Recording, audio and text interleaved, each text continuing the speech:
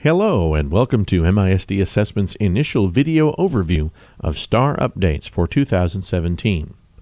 This video is designed for district and campus administrators, diagnosticians, and campus lead teachers and specialists for special populations, including special ed and ELL students. Those special populations will be the primary focus of this presentation. We'll discuss the adjustments TEA is making to test versions and terminology, as well as address things that will remain unchanged. We'll also examine the specific online supports TEA now identifies and discuss how these upcoming changes will impact the decision-making process for ARD and LPAC committees.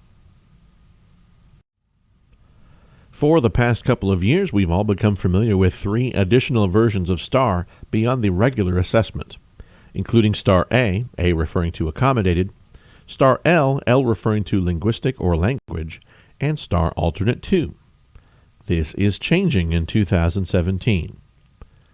Say goodbye to STAAR A and STAAR L.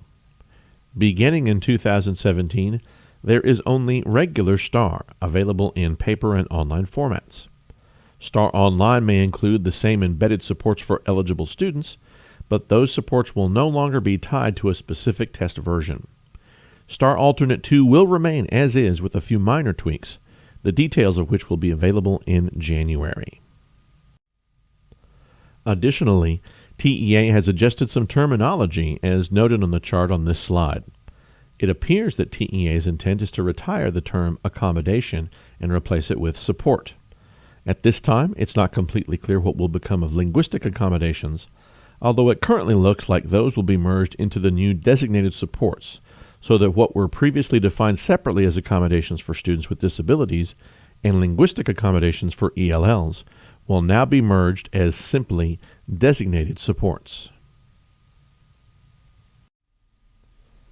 Despite such changes, the specifics of each item listed under designated supports in 2017 are expected to remain fairly stable. For instance, students will still be able to receive extra time, oral administration, basic transcribing, and so on. And the basic process for determining whether a student qualifies to use these supports on STAAR remains the same. The change that is likely to generate the most uncertainty at the district and campus level is the elimination of STAAR A and STAAR L. However, students who benefited from the supports embedded in those test versions will still be able to use them. The process for assigning them is simply different. This chart illustrates the basics of that process. In 2016, a student could be assigned the STAAR L test version for an available subject and would thus receive text-to-speech and language and vocabulary supports embedded in the online interface by default with that version.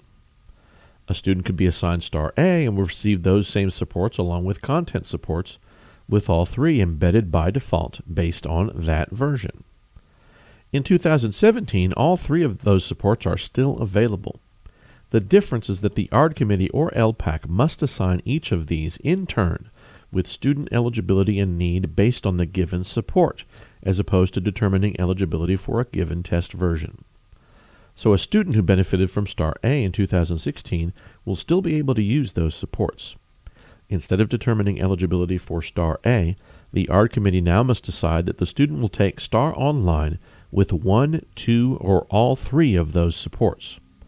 When our office registers the student to take STAAR Online, we would designate those supports in the ETS system, and they would thus be available to the student in the online interface. So what does all this mean right now for upcoming and past ARDs and LPACs? The process is fundamentally the same, but the outcome is slightly altered. Rather than determining eligibility for a different test version, the committee decides that the student will test on paper or online along with the relevant supports. The committee must determine that the student is eligible for the relevant support.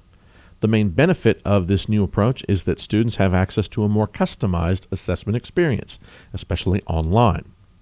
Rather than the previous all-or-nothing approach, students can receive an assessment tailored more to their needs.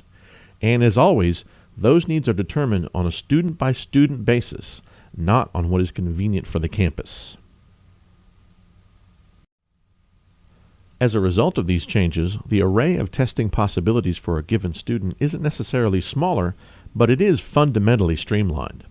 The vast majority of students will take STAAR paper or online. Designated supports are available, and STAAR Online offers up to 3 additional supports.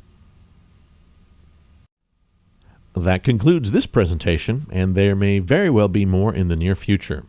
Remember that new information will be released to our office over the next few months, and we'll pass it on to you with our best effort to help you navigate any changes and understand implications. If you have questions, feel free to contact the Mansfield ISD Department of Research, Assessment, and Accountability. Thanks for watching.